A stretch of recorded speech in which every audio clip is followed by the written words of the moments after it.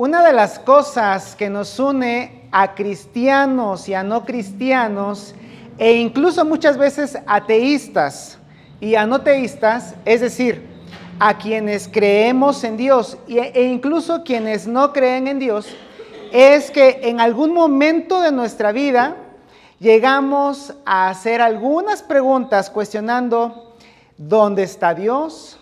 Parece que Dios no nos hace caso, parece que Dios no nos oye, parece que Dios no está presente. Y esto es porque tal vez en algún momento, si es que tú eres cristiano, tu fe ha sido puesta a prueba. Y si tal vez tú eras cristiano o tal vez creías en Dios y en algún momento de la vida esto llegó a ser crucial para ti, te llegaste a preguntar algo de lo que te voy a presentar en estos momentos. Hoy vamos a comenzar con una serie de tres enseñanzas que se llama Cuando Dios.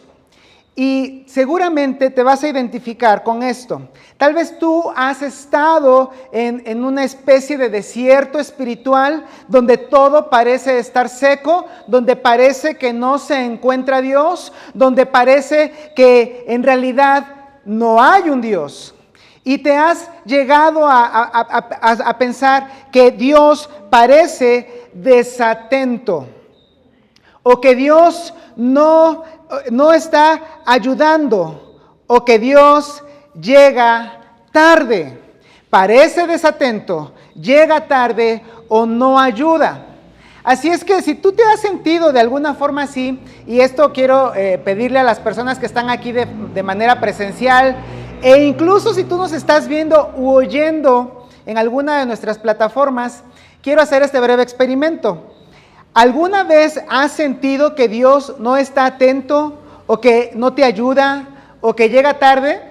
Si es así, levanta la mano conmigo. Si alguna vez has sentido que Dios no está atento a tus circunstancias, si alguna vez has sentido que Dios no te está ayudando, si alguna vez has sentido que Dios no te oye, si alguna vez has sentido que Dios no te ayuda, levanta la mano con confianza porque todos somos seres humanos y creo que todos hemos pasado por una situación así. Si tú pudieras en este momento tal vez ver a todas las personas que han levantado su mano, te darías cuenta de algo. Que no eres el único que ha pensado así. Porque muchas de las veces cuando pensamos o cuando sentimos que Dios no nos oye, cuando sentimos que Dios no nos pone atención, cuando sentimos que Dios no nos está ayudando o cuando sentimos que Dios ha llegado tarde, pensamos que solamente somos nosotros. Llegamos a sentirnos solos en esa circunstancia en la cual parece que Dios no está a nuestro lado. Así es que lo que quiero decirte en esta noche es que no estás solo. Si eres un ser humano, si eres una persona que como cualquiera de nosotros tiene sentimientos, tiene emociones, tiene altos y tiene bajos, es por eso que lo has sentido. Y por eso queremos apelar a tu humanidad. No necesitamos que pienses que todo el tiempo debes andar con una, ¿cómo se llama esto? Aureola, ¿verdad? No necesitamos que todo el tiempo la gente debe estar pretendiendo que flotas medio metro sobre el suelo, porque todos los seres humanos hemos llegado a experimentar esto, hemos llegado a experimentar que Dios parece desatento, no nos está ayudando o que llega tarde. ¿Y sabes qué? Hay cosas que acentúan esto. Y una de las cosas o de las personas que acentúan esto, mira, son personas como yo. Los predicadores. Los predicadores muchas veces acentuamos que te sientas de esa forma. ¿Sabes por qué? Porque en muchas ocasiones, en algunas iglesias, hemos hecho sentir, y a veces debemos pedir perdón, Perdón, porque tal vez te hemos hecho sentir que en realidad te hace falta más fe. Y entonces tal vez desde los púlpitos o desde los estrados de las iglesias señalamos y decimos, ¿sabes qué? Te hace falta más fe. O tal vez ora más, necesitas orar más. O en un sentido más de predicador, es que tienes que soltar ese pecado. Pero ¿sabes qué? En realidad se trata de una situación totalmente humana y totalmente normal. Y luego se acentúa más cuando hay personas a tu alrededor que están teniendo una situación de mejor circunstancia, de mejores cosas que le están yendo. Ves a tu vecino y dices, oye, ¿por qué él sí tiene el auto que yo estoy pidiendo? Dios, yo te estoy pidiendo por ese auto y tú se lo das a mi vecino. Yo trato de portarme mejor que él. Y ves entonces que tal vez hay personas que no necesariamente te caen bien o que no necesariamente parece que lo hacen mejor que tú y les está yendo mejor en su matrimonio, en su trabajo. Sus hijos sí se portan bien. Y esto hace que se acentúe el hecho de que sientas que Dios no te oye o no te ayuda o no llega a tiempo. Y luego están tus amigos cristianos. Esos amigos que te hacen comentarios que no necesitas. Esos amigos que te hacen comentarios de esos que dices, a ver, ¿por qué haces esos comentarios? Por ejemplo, del tipo, oye, le doy muchas gracias a Dios porque siempre escucha mis oraciones. Es más, el otro día le pedí que por favor pasara rápido el Metrobús porque se me había hecho tarde en mi trabajo. Yo me levanté muy tarde porque siempre me levanto tarde y le pedí a Dios con todo mi corazón que ya pasara el Metrobús. Bueno, aquí no sé si hay Metrobús, pero que ya pase el autobús. Y ¿sabes qué? Cuando dije amén, allí venía. Dios escuchó mi oración. Y tú dices, ¿qué? ¿Qué? Yo le estoy pidiendo a Dios por un trabajo. Yo le estoy pidiendo a Dios porque regrese mi hijo o mi hija a casa. Yo le estoy pidiendo a Dios porque mejore mi matrimonio. Yo le estoy pidiendo a Dios por una mejor situación en la salud de los míos o la propia. ¿Será que Dios no está atento realmente a mí? ¿Será que Dios no me quiere ayudar? ¿Será que Dios va a llegar, pero va a llegar tarde? Simplemente hace que esta sensación se acentúe. Estas situaciones hacen que esta situación se acentúe. Y entonces, ¿sabes qué? No quieres ir a la iglesia. O no quieres seguir a Dios. O piensas que si hay un Dios, ese Dios no es para ti. O ese Dios simplemente no te quiere a ti. Estas cosas suceden porque en realidad somos seres humanos y todos hemos llegado a experimentarlo.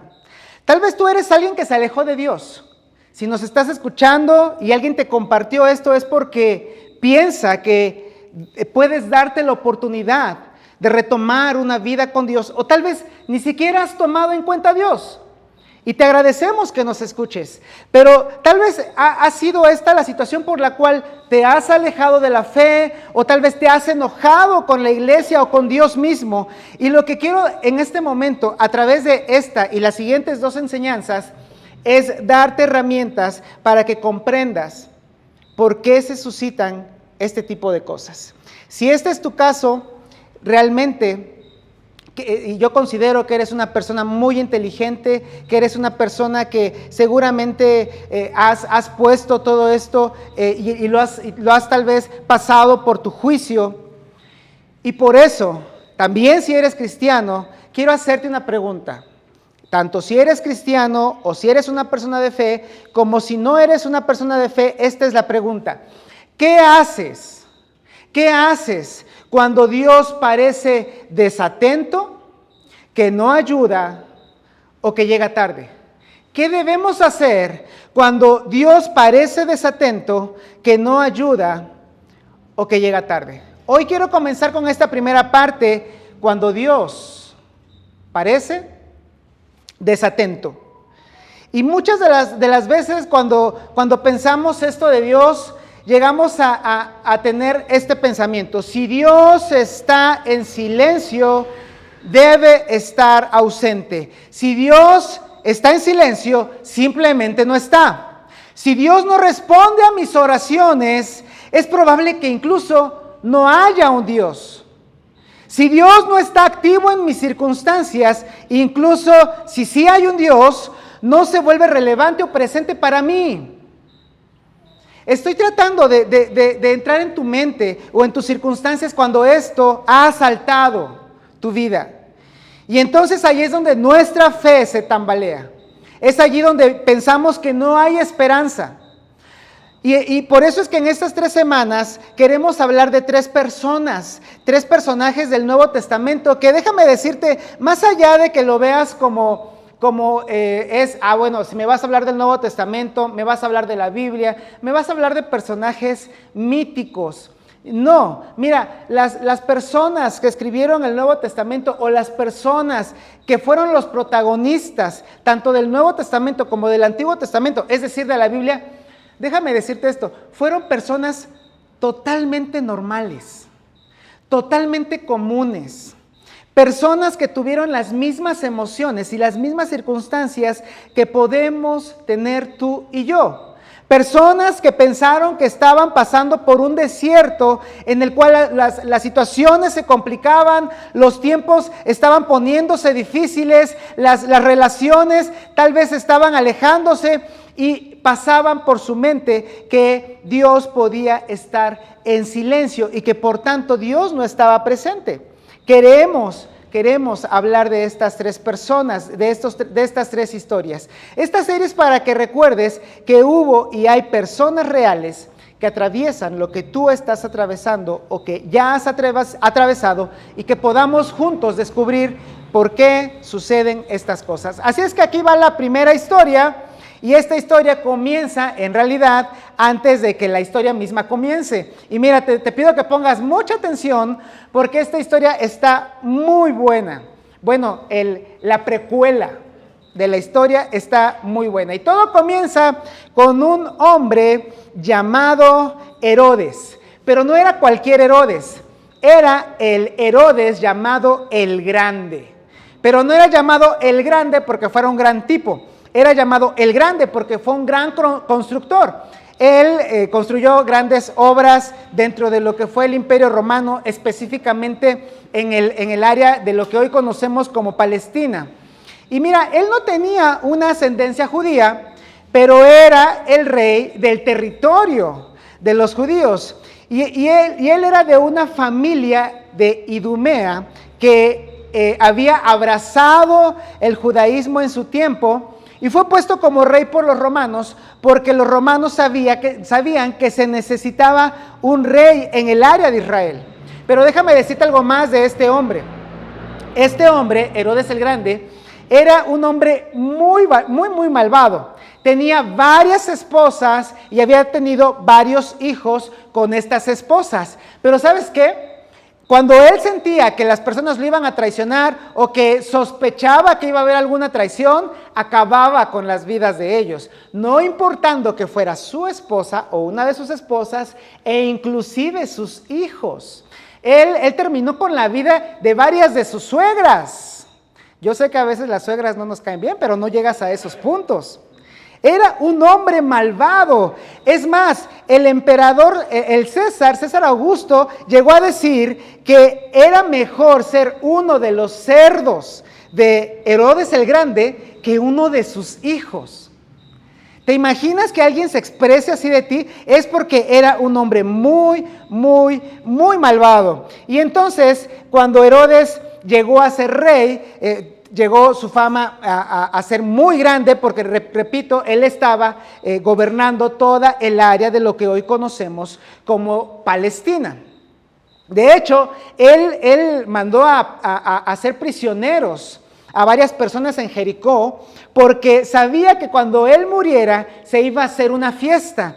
Y les dijo, ¿sabes qué? Si voy a morir y se va a hacer una fiesta, prefiero que cuando yo muera maten a todos estos grandes personajes de Jericó para que al mismo tiempo no haya fiesta, sino haya luto. ¿Y sabes qué pasó? Él murió. Y qué bueno que liberaron a esos prisioneros de Jericó y de hecho hubo una gran fiesta de alegría porque había terminado la vida de Herodes el Grande. Y cuando él falleció, Roma decidió que era mucho poder el que había en un solo territorio y determinó que 2 de sus hijos tendrían la mitad, parte de esos reinos. El primero de ellos fue Herodes Arquelao. Herodes Arquelao reinaría en lo que sería Samaria y Judea, es decir, en la parte sur, y en realidad él después fue destronado por los mismos romanos. Pero en la parte norte estaría su otro hijo u otro de sus hijos, que era Herodes Antipas. Herodes Antipas reinó sobre Galilea, que si tú recuerdas o has leído un poco del Nuevo Testamento, fue la región donde Jesús pasó la mayor parte de su tiempo. Así es que Herodes Antipas tendrá un papel importante en todo esto que tiene que ver con la vida adulta de Jesús. Y bueno, en realidad esto es importante porque Herodes el Grande, es decir, el padre de estos 2 nuevos reyes, fue el que había mandado a terminar también con la vida de muchos niños inocentes en Belén, menores de 2 años. Imagínate todos estos cuadros y date cuenta cómo hace 2000 años las cosas no eran sencillas, inclusive para los gobernantes. Y entonces también había un tercer hijo, que era a lo mejor el hermano incómodo, porque a él no le tocó ningún tipo de reinado. Él no fue rey, pero es importante para nuestra historia porque Herodes Felipe, que es así como se llamaba, tenía cierta reputación, tal vez tenía cierto poder, tal vez tenía incluso cierta popularidad, pero gracias a su padre. Simplemente era eso. Y luego entra en acción un personaje súper importante, y este personaje es una mujer. Era la mujer de Herodes Felipe, porque Herodes Felipe se había enamorado de ella y obviamente se habían casado. Esta mujer se llamaba Herodías. Y Herodías, pues obviamente teniendo un matrimonio con Felipe, habían ambos tenido a una hija que se llamaba Salomé, una muchacha seguramente adolescente, que gracias a la juventud pues era una señorita seguramente muy hermosa. Pero sucedió, mira, imagínate todo esto, sucedió que un día Herodes Antipas, al que vamos a decir de ahora en adelante solamente Antipas, fue a visitar a su hermano Felipe y algo sucedió. Algo muy malo sucedió. Esto está mejor que las novelas turcas. Esto está mejor que las novelas de K-dramas. Estas están de moda, ¿no? Las novelas turcas, los K-dramas, o las novelas de mi época que veíamos en el Canal de las Estrellas, ¿no? Esto está mejor. ¿Sabes por qué? Porque cuando Antipas fue a visitar a su hermano Felipe, sucedió que estando a solas con Herodías, le dijo: ¿sabes qué, Herodías? Tengo que decirte algo, estoy enamorado de ti. Sí, estoy enamorado de la mujer de mi hermano. ¿Y sabes qué pasó? Que Herodías le dijo: pues adivina qué, yo también estoy enamorada de ti. Esto se está poniendo muy turbio, dijeron los muchachos, porque imagínate esto, Herodías y Antipas decidieron irse a vivir al área de Galilea juntos. Esto obviamente terminó en un divorcio, en el divorcio de Herodías y Felipe, y entonces ahora Herodes Antipas tiene a la mujer de su hermano viviendo con él en un nuevo matrimonio. Esto fue todo un escándalo. Fue todo un escándalo. Y Herodías pasó a ser de alguien más o menos importante, de ser la esposa de alguien que tenía más o menos popularidad y un poco de poder, a ser la esposa del rey, a ser la reina. Y aquí es donde entra nuestro personaje principal. No tenemos ahí una ilustración para él, pero estoy seguro que tal vez tú has escuchado o leído de él en el Nuevo Testamento. Y él es Juan el Bautista. Juan el Bautista era un hombre respetado por todo el pueblo de Israel. Era un hombre respetado y un hombre al que todo el pueblo le tenía un gran aprecio, porque aunque pareciera, como dicen los chavos, un tazo dorado, o sea que tenía una apariencia despreciable, porque tenía barba, no sé, tal vez no tenía chance de tener todas las comodidades, vestía pieles de animales y comía langostas. Nos ganaba a los mexicanos porque ya comían desde entonces chapulines, bueno, langostas y miel silvestre. Pero era un hombre respetado por todo Israel. Y él, de hecho, tenía un primo muy famoso. ¿Tú sabes cuál era el primo famoso de Juan el Bautista? Yo sé que alguien aquí sabe. ¿Quién era el primo famoso de Juan el Bautista? Jesús. Juan el Bautista era primo de Jesús. Así es que Dios estaba haciendo un gran trabajo a través de Juan el Bautista, porque Dios le había encomendado el hecho de preparar el camino de Jesús, que como sabrás es el Hijo de Dios, o como lo entendieron los suyos, Dios el Hijo, Dios mismo hecho uno de nosotros. Y Juan el Bautista estaba preparando constantemente, desde cuando él comenzó a hacer las cosas, preparar el camino para que Jesús fuera presentado. De hecho, tú sabrás o recordarás que Juan el Bautista hacía, y por eso tenía ese nombre, hacía que las personas entraran en una conciencia de sus pecados para que se arrepintieran de esos pecados. Él los llamaba a tener vidas diferentes porque les decía, viene alguien que va a cambiar todas las cosas. Dios está enviando a alguien a través del cual tendremos una nueva oportunidad y Dios hará grandes cosas en el mundo. Por tanto, tenemos que prepararnos y debes arrepentirte. ¿Y sabes qué hacía con ellos? Les decía, mira, la muestra de que tú estás haciendo esto, de que tú te estás arrepintiendo, de que tú quieres estar en este reino nuevo de Dios, ¿sabes qué? Vamos a bautizarte. Él fue el primero que bautizaba personas. Antes de eso, los judíos también se bautizaban, o los que querían más bien entrar al judaísmo, se autosumergían. Él fue el primero en sumergir a las personas, porque el bautizar significa sumergir.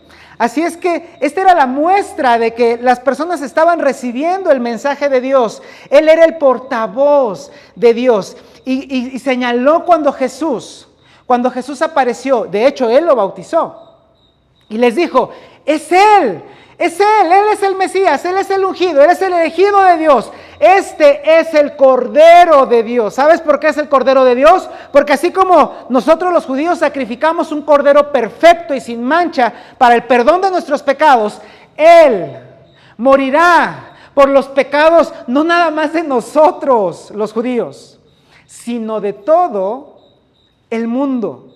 Él es el Cordero de Dios que quita el pecado del mundo. Juan el Bautista era una persona realmente importante. Y entonces, como él era el portavoz de Dios, como él era quien llevaba este mensaje de arrepentimiento de Dios, y tomando en cuenta que Herodes era el rey del área donde se encontraban los judíos, sin contar que los abuelos de Antipas habían abrazado el judaísmo, Juan el Bautista se vio en la obligación de decirle a Antipas públicamente, me lo imagino en la plaza, me lo imagino delante de muchas personas diciéndole a Antipas, no te es lícito. Lo que estás haciendo no es legal, no es legal a los ojos de Roma, no me refiero a los ojos de Roma, sino a los ojos de Dios. Está mal lo que estás haciendo, está mal lo que está haciendo Herodías, porque no es correcto, no está bien delante de Dios. Y de hecho, por esta razón, Herodías, la nueva esposa de Antipas, que antes era esposa de Felipe, quería terminar con la vida de Juan el Bautista. Lo odiaba tanto que quería que Juan ya no existiera. ¿Qué te parece si a partir de con este contexto que te he dado, vamos a los evangelios, que no son otra cosa que las biografías de Jesús? Específicamente vamos a leer en Marcos y Mateo. Vamos a saltar un poquito entre estos dos libros y entre algunas versiones de esto, para que podamos entenderlo. Así es que si vas a Marcos capítulo 6, versículo 17, podrás leer esto. y que dice así: y es que por causa de Herodías, la mujer de su hermano Felipe, que Herodes había tomado por mujer, Herodes mismo había mandado que aprendieran a Juan y lo encadenaran en la cárcel. Esto ya te lo comenté un poco, pero los escritores del Nuevo Testamento pudieron también documentar, no solo lo que otros documentaron en fuentes históricas que no tienen nada que ver con la Biblia, pero que fueron hechos. Los escritores del Nuevo Testamento también documentaron este hecho. Y luego dice Marcos: Juan le había dicho a Herodes: no te es lícito tener a la mujer de tu hermano, no es legal, no es correcto. Y recuerda, no se trata de la ley de Roma, ni siquiera de la ley de Grecia. Estamos hablando de la ley de Dios, de lo que conocemos como la ley de Moisés. Le está diciendo prácticamente a Herodes que no es bueno, que estaba en pecado al haber tomado a la mujer de su propio hermano. Por eso Herodías, nos sigue contando Marcos, por eso Herodías le guardaba rencor y deseaba matarlo, pero no podía. Herodías ya le había puesto el ojo a Juan el Bautista para que ese rencor que estaba guardando en su corazón, esa vergüenza que ella estaba pasando, ¿sabes qué? Parte de esa vergüenza sin duda tenía que ver con su propia conciencia, porque todos nosotros cuando estamos mal, generalmente llegamos a reconocer que estamos mal. Así es que Herodías, con ese rencor, quería terminar con la vida de Juan el Bautista. Pero no podía. ¿Sabes por qué no podía? Marcos nos lo dice. Porque Herodes temía a Juan. Herodes temía a Juan, pues sabía que era un hombre justo y santo. Y aunque lo que Juan le decía lo dejaba confundido, lo escuchaba de buena gana y lo protegía. Pero mira, este es el punto. Juan el Bautista estaba encarcelado. Juan el Bautista había perdido su libertad. Juan el Bautista ahora estaba en la cárcel. Y las cárceles de aquellos entonces eran mazmorras, eran lugares que se cavaban en la parte subterránea para que las personas que estaban allí tuvieran frío, tuvieran humedad y estuvieran en las peores condiciones. No había derechos humanos, no había baños en las cárceles. Él estaba en un calabozo, había perdido su libertad por hacer lo correcto. Ahora que Juan estaba en la cárcel, seguramente Herodes, Antipas, tal vez cuando ya no tenían nada que hacer, estaba un poco aburrido, decían: ¿saben qué? Saquen a Juan de la mazmorra, saquen a Juan del calabozo, que me predique un rato porque estoy un poco aburrido. Y Juan le predicaba, le decía las cosas que Dios estaba haciendo en el mundo, que Dios estaba preparando a través de Jesús. Y ¿sabes qué? Herodes sabía que era una persona que no había hecho nada malo. Eso significa justo. Es más, Herodes sabía que él era una persona totalmente consagrada a Dios y que Dios estaba usando. Eso significa santo. Y de hecho lo escuchaba de buena gana y lo protegía, porque su mujer quería que su vida terminara. Pero ¿sabes qué? También en este contexto, si nos ponemos un poco en los zapatos de Juan, bueno, en las sandalias de Juan, ¿qué podrías pensar estando en el lugar de Juan? ¿Qué podrías pensar? ¿No se supone que su primo, Jesús, que es el Mesías, que es el elegido de Dios, estaba haciendo un montón de milagros? ¿No se supone que Jesús, desde que Él dijo: he aquí el Cordero de Dios, había hecho grandes señales? Como por ejemplo alimentar a 5,000 personas simplemente con 2 pescados y 5 panes. Era el primo del elegido de Dios, de un gran hacedor de milagros. Entonces, tal vez si Juan hubiera pedido un milagro de Jesús, este era el mejor momento para que Jesús hiciera un milagro en favor de su propio primo, en favor de quien había preparado el camino para que él hiciera todo lo que estaba haciendo. Pero ahora Juan está en prisión, está en una celda, está en un calabozo, y todo su mundo se ha reducido a ese calabozo. Está en prisión por hacer lo correcto. ¿Y sabes qué hace?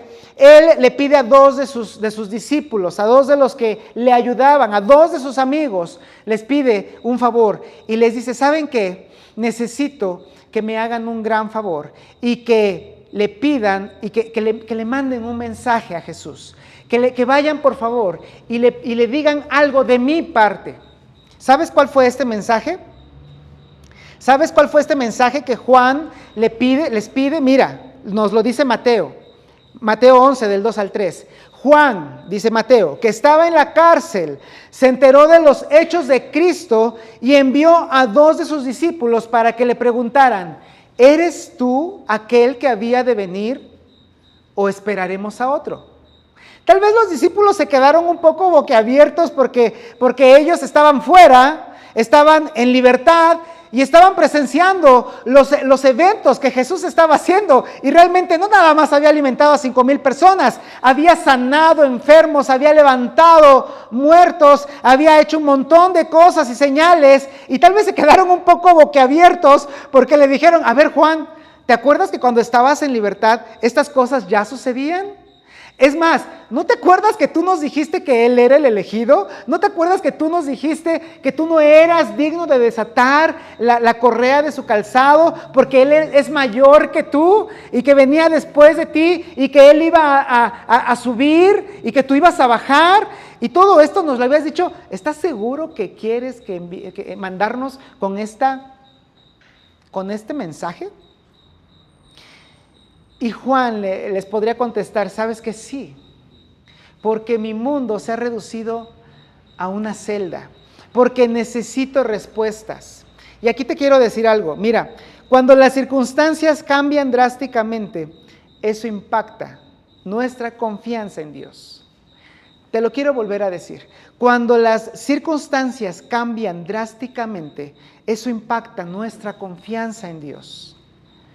Por eso te digo que Juan el Bautista era un ser humano como tú y como yo. Y las circunstancias pueden cambiar drásticamente, tanto para bien como para mal. ¿Qué tal cuando te va muy, muy bien? Y eso fue un cambio drástico. Cuando entraste a la universidad, si hay aquí muchachos que están en la universidad, ¿a poco no te abre un mundo completamente? ¿A poco no la libertad comienza a tomar un sabor diferente? ¿A poco no empiezas a escuchar un montón de voces de un montón de diferentes perspectivas y un montón de información que llega a tu mente? Y entonces tú comienzas a decir, es una etapa que debo disfrutar, pero impacta tu fe. Impacta tu fe porque empiezas a escuchar un montón de cosas nuevas. Impacta tu fe porque empiezas a recibir información diferente a la que tal vez has escuchado todo el tiempo en la iglesia. ¿O qué tal cuando las cosas cambian para mal? Cuando ya no tienes ese trabajo que era un trabajo estable. ¿O qué tal cuando tal vez ahora tienes una enfermedad difícil? Cuando las circunstancias cambian drásticamente, eso impacta en nuestra confianza en Dios. Así es que es un poco raro, pero cuando cambia todo a nuestro alrededor nos parece que Dios es diferente. Nos parece que si las cosas son diferentes, entonces Dios es diferente. Dios está actuando diferente conmigo. Dios está haciendo ahora, ¿qué habré hecho para que Dios me esté tratando de esta forma? Pero observa, si le pasa a otro, lo dudas. De hecho, a veces ayudas a las personas que están en desgracia y entonces abres tu mano y a veces hasta les dices cosas del tipo, oye, voy a orar por ti porque sé que en este momento lo necesitas más que nunca, o les ayudas tal vez económicamente o de alguna otra forma. Pero cuando te pasa a ti, cuando me pasa a mí, cuando las cosas tocan a nuestra puerta, entonces comienzas a dudar. En otras palabras, mira, te lo voy a decir más sencillo, pierdo la fe cuando me parece que Dios no está atento a mi felicidad. No cuando eso te pasa a ti. Pierdo la fe cuando me parece que Dios no está atento a mi felicidad. No cuando eso mismo te pasa a ti. Porque la fe se tambalea cuando Dios no está atento a mi felicidad y sí a la tuya.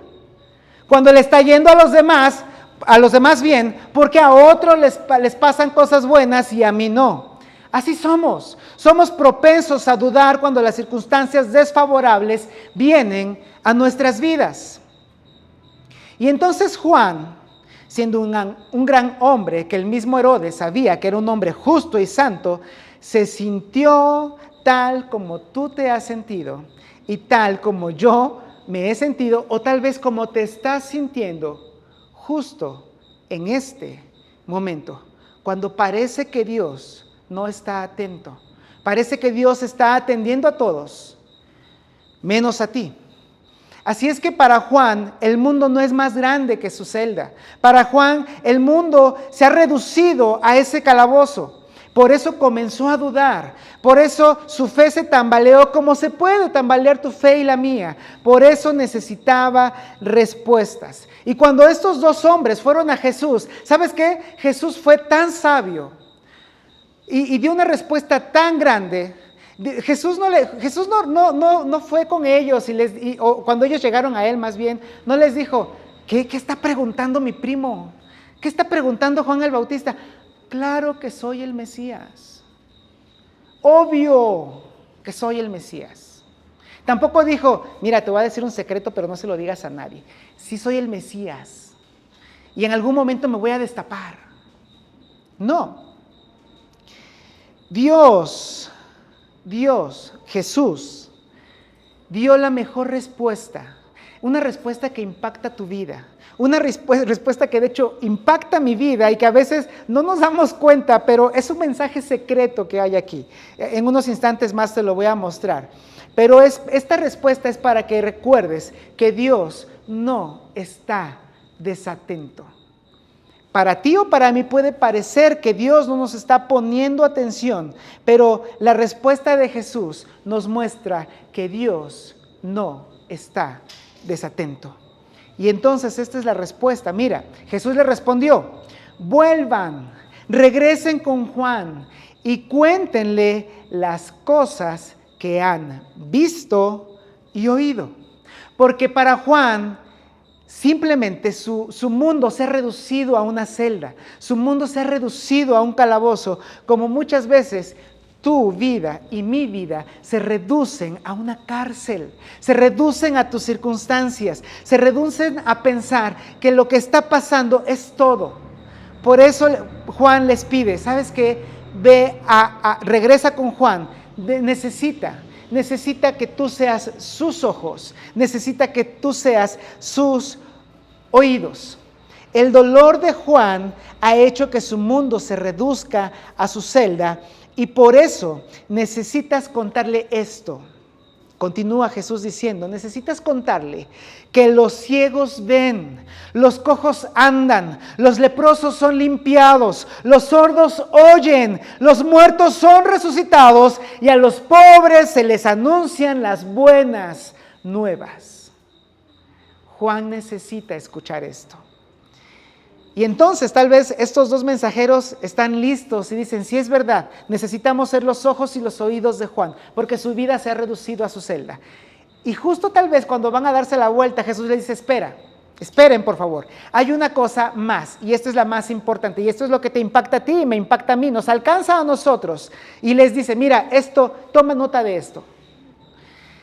Y dichoso aquel que no encuentre en mí motivo de tropiezo. Los que escucharon a Jesús en ese momento se quedaron todavía más sorprendidos de cuando estaban con Juan, porque básicamente significa que Dios puede hacer o permitir cosas que podrían provocar tropiezos. Tal vez le podrían preguntar a Jesús, ¿estás diciendo que tú podrías permitir o podrías incluso con todo lo que estás haciendo provocar que alguien tropiece? Y Jesús diría, sí. Jesús está diciendo que justamente porque Él está actuando, justamente porque Él está haciendo muchas más cosas, de hecho siempre para bien, aunque a nosotros no nos parezca, justamente por eso es que pueden suceder cosas, o podría parecer que hay tropiezo en él, que él está haciendo que las personas tropiecen, o que las cosas que hay alrededor de Dios, de la iglesia, hace que otros puedan tropezar. Sin embargo, cuando él dice la palabra dichoso, que significa feliz, o infinitamente feliz, o bendecido, quiere decir que podemos ser bendecidos cuando incluso todas estas cosas estén pasando, sigamos aferrados a la fe en Jesús, en Dios y en todo lo que está haciendo Él en el mundo. Algunos pensarán que tal vez Juan era del desagrado de Jesús.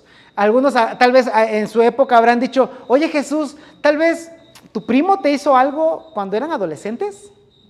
¿Hizo algo que te hiciera enojar y por eso ahora no lo quieres sacar de la cárcel? Porque tú eres el hacedor de milagros. Tú podrías hacer un milagro para que salga de allí. Tú podrías hacer algo para librarlo de la muerte y de la cárcel. ¿Te cae mal Juan el Bautista? Tal vez piensas, ¿yo le caigo mal a Dios? Porque todas estas cosas me vienen a mí y no a los demás. Pero mira, la opinión de Jesús no era mala hacia Juan el Bautista. De hecho, él dijo que era el mayor hombre que había nacido sobre la faz de la tierra. Mira las palabras de Jesús. De cierto les digo que entre los que nacen de mujer no ha surgido nadie mayor que Juan el Bautista. No hay nadie mayor. Y si para Jesús Juan era la persona más importante en el mundo, pero aún así decidió que debería terminar así, encarcelado, y que estuviera encerrado en esa mazmorra o en ese calabozo, y que las otras personas simplemente le comunicaran para que no se perdiera su fe y para que no decayera, y que simplemente tenía que resistir, siendo el hombre que tenía tal vez la mayor opinión de Jesús. Eso es para que nosotros aprendamos que Dios sigue actuando y Dios hace muchas cosas y permite otras más, justamente para que nuestra fe siga arraigada aún cuando están pasando un montón de cosas difíciles a nuestro alrededor. Eso era parte de lo que Dios estaba haciendo y no dependía de cuánta fe había tenido en el pasado, ni de los aciertos del pasado, ni de la obediencia del pasado. Eso era parte del actuar de Dios y esto nos enseña algo también muy importante. Tus circunstancias personales no necesariamente coinciden con lo que Dios siente por ti. Por favor, no dejes de pensar esto. Tus circunstancias personales no necesariamente coinciden con lo que Dios siente por ti. El hecho de que te vaya mal, el hecho de que no esté pasando lo que tú quieres que pase, el hecho de que tal vez hay alguien que está hablando mal de ti, el hecho de que hay personas a tu alrededor que te están traicionando, el hecho de que tal vez pierdas la salud, el hecho de que tal vez tu familia está pasando por situaciones críticas, no significa que Dios no te ame. Eso es lo que no significa. Cuando pensamos que Dios no está atento a lo que nos pasa, porque las cosas se están poniendo cada vez peor, podríamos erróneamente concluir que nuestras circunstancias tienen que ver con lo que Dios siente por nosotros. Y entonces, lo que Dios siente por ti, de hecho, quedó demostrado años después de estos sucesos, cuando Jesús fue a la cruz, cuando Jesús dio su vida por ti, cuando Jesús, aún colgado en ese madero y pudiendo haber bajado, aún cuando estaba horas antes de eso pidiéndole al Padre que si había alguna otra forma de hacer las cosas, en ese momento Dios también le dijo no. En ese momento también las circunstancias podrían parecer que Dios estaba tratando tal vez de hacer algo diferente con Jesús, pero Dios estaba tratando de hacer algo mayor.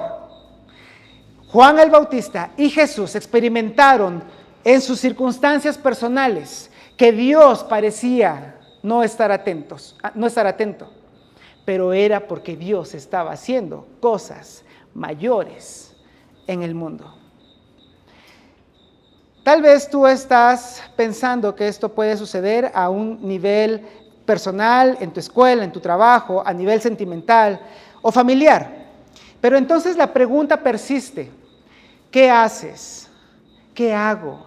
¿Qué hacemos cuando Dios parece desatento, que no ayuda o que llega tarde? La respuesta está en lo que Jesús le respondió a Juan, y podríamos traducirlo y resumirlo en las siguientes palabras.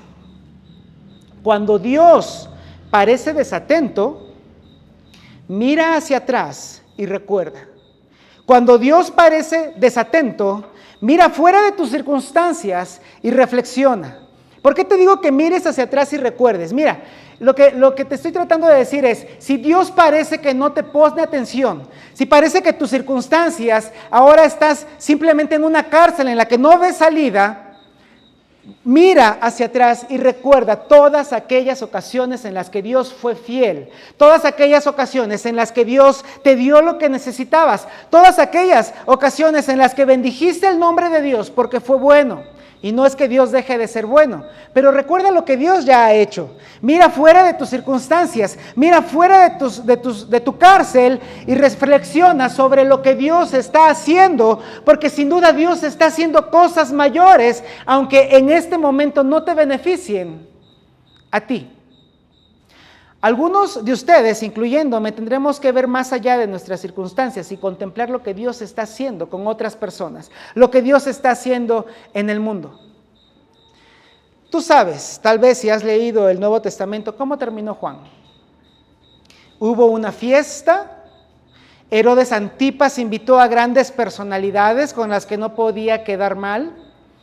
Y entonces vino un baile que hizo Salomé. ¿Recuerdas que dijimos que Salomé era una adolescente seguramente muy bella? Y cuando terminó de bailar, Herodes Antipas quedó encantado y muy emocionado y le dice, ¿sabes qué? Pídeme lo que quieras, todo lo que quieras te lo voy a dar. Es más, si me pides la mitad de mi reino te lo doy. Ese es el poder de las mujeres hermosas.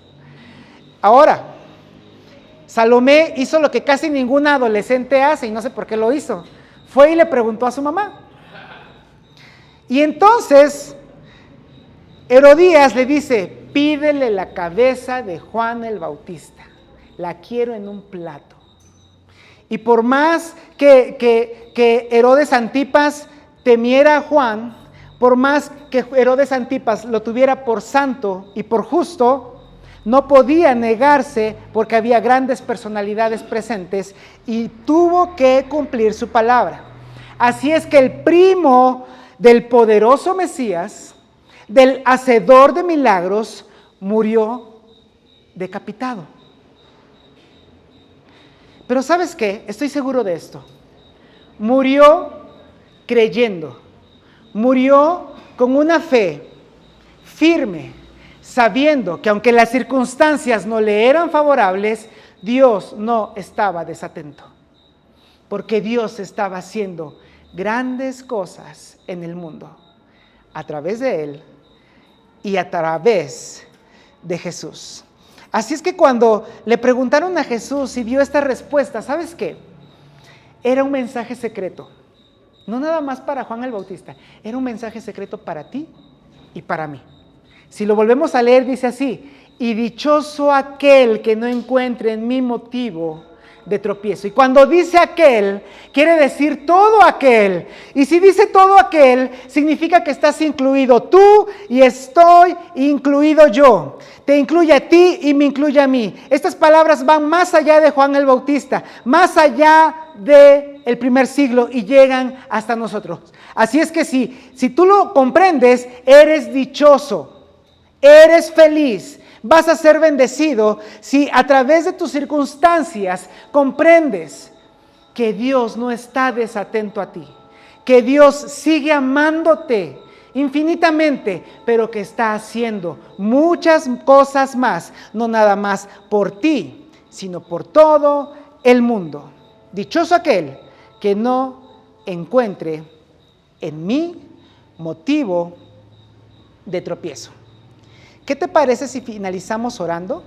¿Qué te parece si finalizamos agradeciéndole a Dios porque nos da este mensaje? Y recordamos que no es que Dios esté desatento, que no le importemos a Él, sino que cuando estas cosas pasen, debemos recordar, mirar hacia atrás y recordar lo bueno que ha sido Dios. Salir de nuestras circunstancias y ver que Dios está haciendo grandes cosas en el mundo. Seguramente, de hecho, a través de nosotros. Si no crees en Dios, tal vez esto es un buen momento para darte la oportunidad de caminar con Dios. Vamos a orar. Padre, gracias porque has preservado estos escritos por prácticamente 2000 años.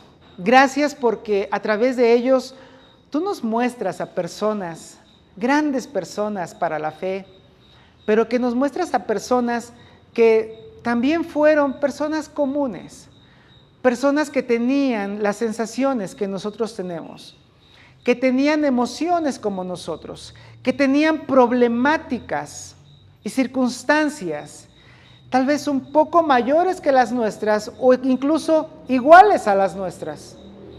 Pero Padre, gracias por su ejemplo y gracias por este mensaje de Jesús, tu Hijo, para recordarnos que seremos bendecidos, seremos felices si observamos que todo lo que estás haciendo al final es para lograr tus grandes propósitos.